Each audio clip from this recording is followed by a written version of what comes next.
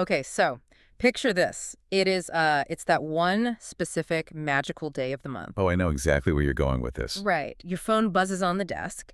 You look down, and there it is, the notification from your banking app.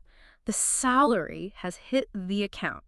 And for the next, I don't know, maybe 10 minutes? You feel like anything is possible. Yes. You are rich. You are powerful. You are the master of your destiny. It is the universal payday moment. It's a very specific, very potent type of dopamine hit. It just feels like safety and freedom all wrapped up in one digital alert. Oh, it is the best feeling. But then almost immediately, and I mean literally within minutes, the internal battle begins. You're staring at that number on the screen, and it feels like you have two completely different brains fighting over the controls. Option 1 and option 2. Exactly. Option 1, you be a responsible adult. You move money to savings, you pay the bills, you act like a grown-up.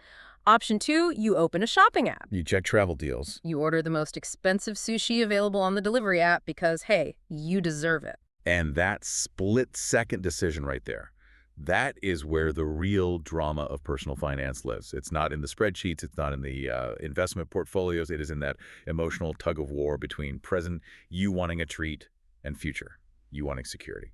So today we are going to do a deep dive into that exact tension. We've got a really fascinating conversation from the English Leap podcast to guide us. Yeah, which is an interesting source because usually they focus on language learning. They do. But in this particular discussion, they ended up providing this surprisingly deep psychological breakdown of that eternal question, save money or enjoy life now. What is so compelling about this source is that while they're technically teaching vocabulary, the underlying concepts of the psychology of spending, the guilt, the rationalization are incredibly relatable. It ends up being less about financial advice and more about human behavior. Exactly. It explains why we do what we do when that money hits. Right. And just to be super clear up front, our mission today isn't to tell you how to invest your 401k or which stocks to pick. It's to explore why we spend the way we do. We want to unpack the internal negotiation between your inner accountant and your inner party planner. Yeah, look at the specific words we use to justify our bad decisions. Yes, the vocabulary of guilt. So let's get into it. The source sets the stage with this idea that money isn't just currency. On payday, it's a mix of reward, stress relief, and future plans all arriving at once. That is a crucial distinction, because if money were just math, we would all be rich, we all know how to add and subtract. Wait, the math is easier. But money is emotion. The source introduces these two characters living in your head, the accountant and the party planner. I love this analogy so much. Let's break them down. Who is the accountant? So the accountant is the voice of reason. It's the part of your brain saying, think about the future, be safe, be boring. Put that money away because you might need a new roof in 3 years. Which is smart, but let's be honest, the accountant is a total buzzkill. Completely. And that is why the party planner usually wins. The party planner is the voice shouting, relax, you worked so hard this month, you survived those awful meetings, you deserve joy, buy the shoes, book the trip. And as the source points out, the party planner usually has much better marketing. And significantly better timing. The party planner shows up right when you are holding the phone and feeling good. Right, while the accountant is usually asleep at the wheel until the credit card bill shows up 3 weeks later. Seriously. And the source mentions this hilarious concept of the payday delusion. Oh my gosh, yes. I think we need to talk about this because I have never felt so seen in my life. It's this brief window where a new version of you appears. Yes, the new you. This hallucination that happens right when the money hits the account. Exactly. This new version claims to be disciplined, healthy, and wise. You tell yourself, this month is going to be different. This month, I'm going to meal prep. I'm going to stick to the budget. I'm going to read books instead of scrolling on my phone. It's a complete fantasy. And the source is pretty brutal here. They note that this new you usually has a lifespan of about 48 hours. If you're lucky. Right. By Friday night, the meal prep is completely forgotten, the new you has ghosted you, and the old you has already ordered sushi twice and bought a random home item. Specifically, the source mentions a lamp, which made me laugh out loud. Why is it always a lamp? Or like a very specific artisanal throw pillow. It's symbolic. It's what we call lifestyle cosplay. You aren't just buying a lamp. You are trying to buy the life of a person who has their act together. Exactly. You think, if I have this nice lamp, I will be the kind of person who sits and reads under it. But usually the lamp just sits there judging you while you eat takeout. It's the absolute definition of an impulse purchase. Buying something suddenly, without planning, just because the feeling is so strong in the moment. But this raises a really important question that the source tackles, and I think this is the core of the whole issue. Why do smart people do this? Yes. We aren't stupid. We know we should save. We know the math. Why is it so hard to stop the party planner? This was my absolute favorite insight from the entire deep dive because it is so forgiving. The answer isn't that we are bad with money or that we are unintelligent. It is that being smart does not stop you from being tired. Wait, say that again, because that is powerful. Being smart does not stop you from being tired. Wow. Think about it. We tend to make these spending decisions when? Usually at the end of the day or at the end of a really hard week. We are stressed, we are busy, and we are emotionally drained. So our willpower is just gone. Willpower is like a battery, and by Friday night, the battery is dead. The accountant in your head has clocked out and gone home. The only one left in the office is the party planner, and they are exhausted and emotional. That makes so much sense. So when I am ordering that expensive food or buying that gadget I don't need, I am not actually shopping for the object itself. No, you are buying relief. You are buying an emotional anesthetic. You are buying 10 minutes of dopamine to soothe a hard day. It's stress spending. And the problem is that relief is temporary. You get the dopamine hit, but then it fades, and you are left with the bill. Which leads us to what the source describes as a toxic relationship between two very important people. Present you and future you. Yes. This is a classic concept in behavioral economics, but I love how the source frames it as a literal relationship. Present you and future you are essentially at war. Present you gets the reward, the sushi, the lamp, the trip. Present you has a great time. But future you wakes up a month later with a credit card bill asking, why did we do that? Why do you hate me? It's so unfair. Present you is like the terrible roommate who eats all the food and leaves the mess for future you to clean up. Exactly. And present you is incredibly persuasive. They argue that future you is just asking for too much. This is where the concept of delayed gratification comes in. Right. It's the ability to wait for a better reward later, like financial security or a debt-free life instead of the small reward right now. Okay. But present you is a master of rhetoric. It's true. Present you is excellent at what the source calls justifying an expense. We are all world-class lawyers when it comes to spending money. We create a smart-sounding reason after we have already made the emotional decision. The source calls this the rationalization loop. We decide we want the thing, and then our brain scrambles to find a logical reason to make it okay. I'm so guilty of this. The source gave some brutal examples of these lies we tell ourselves, like, I didn't buy this expensive coffee machine for fun, it was for productivity. If I have this machine, I won't go to Starbucks anymore, so really I am saving money. Which is a lie, because you still go to Starbucks. Or how about this one? This expensive jacket isn't fashion, it's networking. I need to look professional. That is a classic. And the source's personal favorite, this dessert isn't food, it's emotional recovery. I feel personally attacked by that one. But it's true. We label it as self-care so we don't have to label it as overspending. Precisely. We wrap the impulse in a logical wrapper, but if we want to break this cycle, we have to flip the script. We have to look at the other side, the accountant side. The problem is, saving usually feels awful. It feels like punishment. It feels like deprivation. Right. It feels like you're taking away present. Use fun just to please some imaginary future you who might not even exist.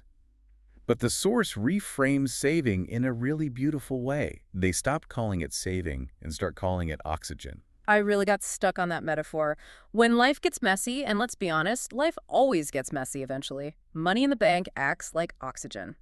The source shares a story about a premium stress package of a month. Oh man, the premium stress package. Tell us about that. You know those months. It's not just one thing. It's a late payment, a car repair bill, and a family expense all hitting at the exact same time. It's when it rains, it pours. And usually that's when you panic. That's when you lose sleep. Right.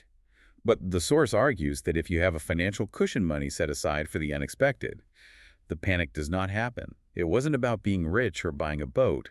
It was about protecting the brain. Having that savings prevented them from going into survival mode. So saving isn't about being boring. It's about buying peace of mind. It's about buying the ability to say, okay, the car broke down. That's annoying, but it's not a disaster. Exactly. It prevents you from making bad decisions out of desperation. But there is a massive pressure that makes this hard, right? The source brings up the phrase, live within your means. Which sounds so simple on paper. Just don't spend more than you make. But we live in an era where we are constantly bombarded with other people's highlights. Social media is the enemy of living within your means. The source notes that you scroll through your feed and see someone's morning routine.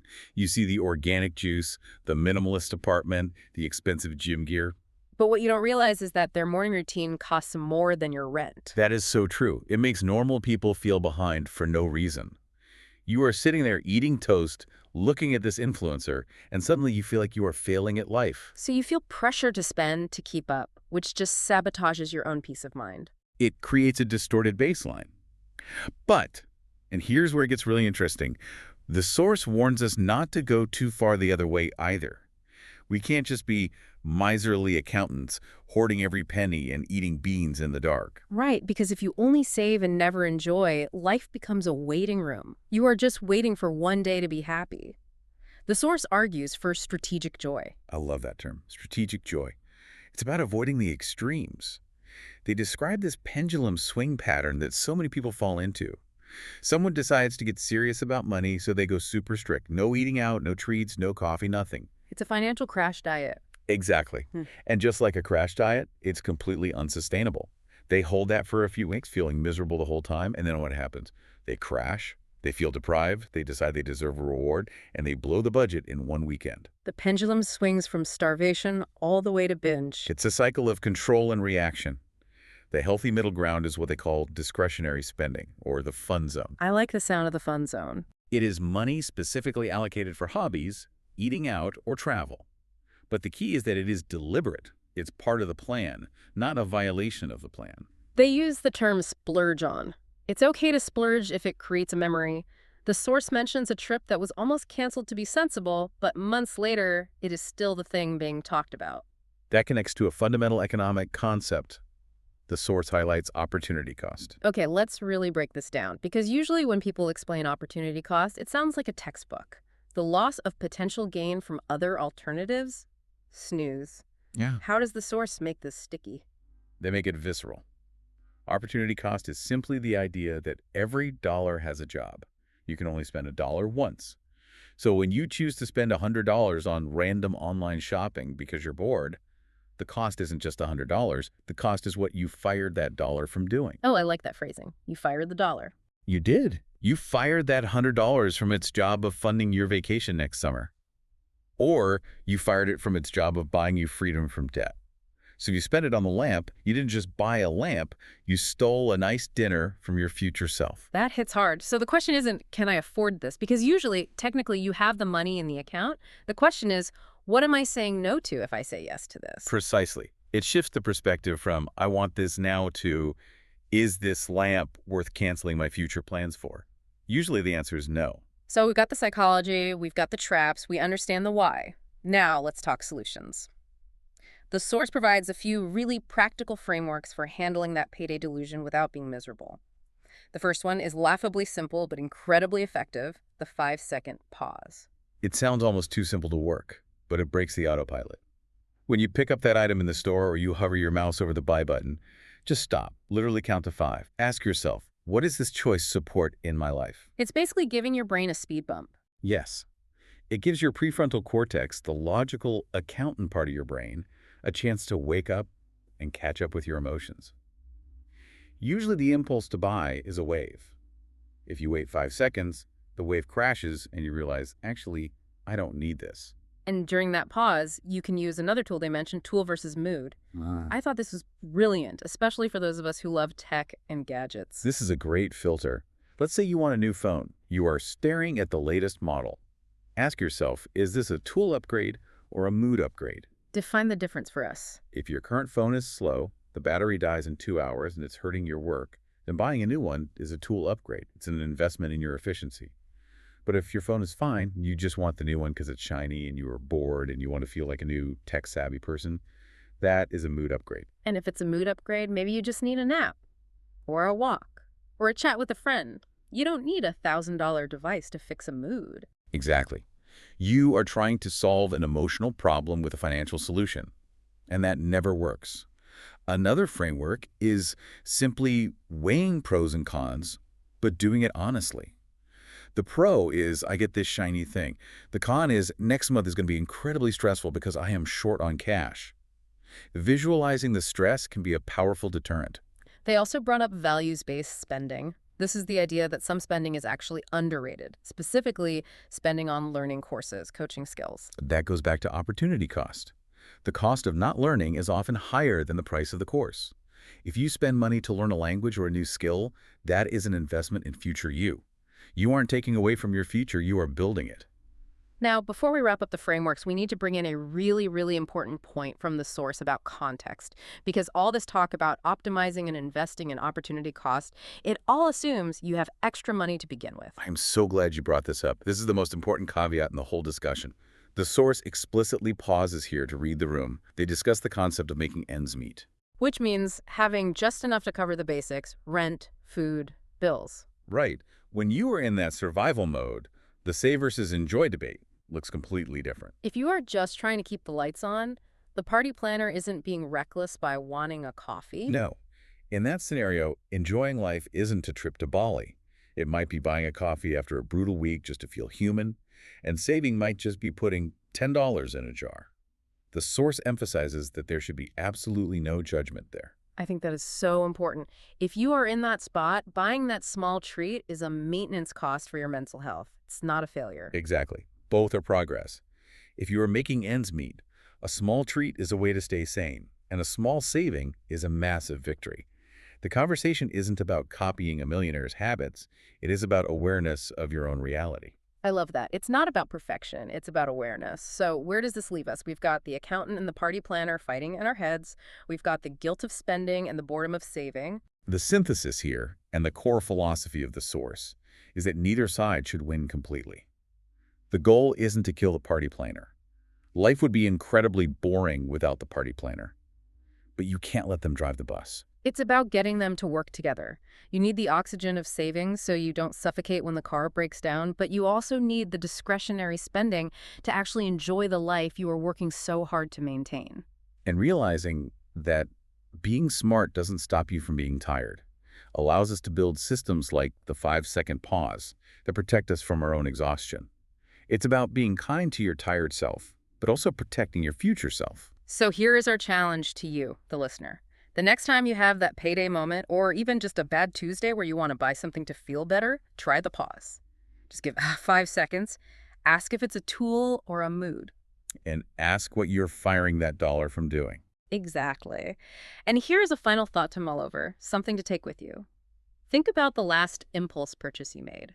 Maybe it was that lamp. Maybe it was the expensive sushi. Ask yourself, was it emotional recovery? And more importantly, have you forgiven past you for buying it? Forgiveness is a much better financial strategy than guilt. Guilt just leads to more stress spending. Forgive yourself for the lamp and start fresh today. Amen to that. Enjoy your payday whenever it comes. Thanks for deep diving with us today. Go check your bank accounts, but maybe leave the shopping app closed for 5 minutes. See you next time.